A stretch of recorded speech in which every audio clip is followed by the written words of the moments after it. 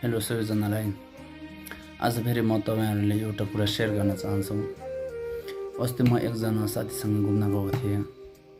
उहाँ साथीले मलाई भन्नुभयो भगवान पनि एकदम पापी रहेछ अरे। अनि मैले किन र भनेको, कुनै मान्छे गरिब बनाएको छ, कुनै धनी बनाएको छ, कुनै हात खुट्टा भएको बनाएको छ, कुनै नभएको बनाएको छ।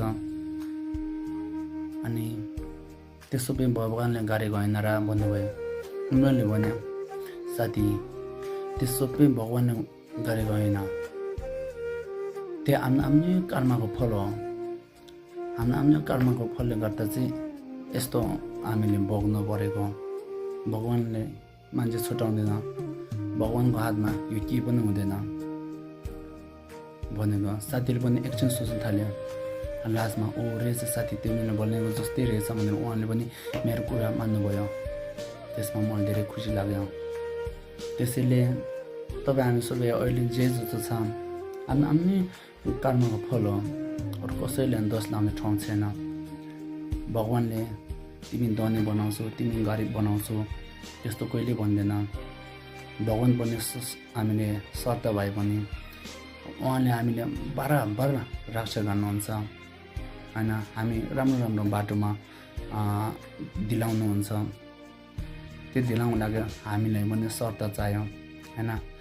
तर भगवानले यिनी गरिब बनाउनुपर्छ, यो धनी बनाउनुपर्छ, यो यसको हात खुट्टा नभएको बनाउनुपर्छ, कहिले पनि भगवानको हातमा हुँदैन। यो सबै आफ्नै कर्मको फल हो। त्यसैले आफूले के भयो भने यताउता भयो भने आफ्नै कर्मको फल हो, यो मैले भोग्नुपर्छ भनेर चाहिँ हामीले आफ्नो मनको दुःखहरू हटाएर चाहिँ त्यस के हुन्छ, आफूले दुःख पाए पनि सुख पायो भने हामी आफैले मजाले भोग्नुपर्छ। यही सबैजनालाई हेलो सबैजनालाई। आज फेरि म तपाईहरुले एउटा कुरा शेयर गर्न चाहन्छु। अस्ति म एकजना साथीसँग घुम्न गएको थिएँ। उहाँ साथीले मलाई भन्नुभयो भगवान पनि एकदम पापी रहेछ अरे। अनि मैले किन र भनेको, कुनै मान्छे गरिब बनाएको छ, कुनै धनी बनाएको छ, कुनै हात खुट्टा भएको बनाएको छ, कुनै नभएको बनाएको छ। अनि त्यसो पनि भगवानले गरेको होइन र भन्नुभयो। मैले भने साथी, त्यसो पनि भगवानले गरेको होइन, त्यो आफ्नै कर्मको फल हो। आफ्नो कर्मको फलले गर्दा चाहिँ यस्तो हामीले भोग्नु परेको।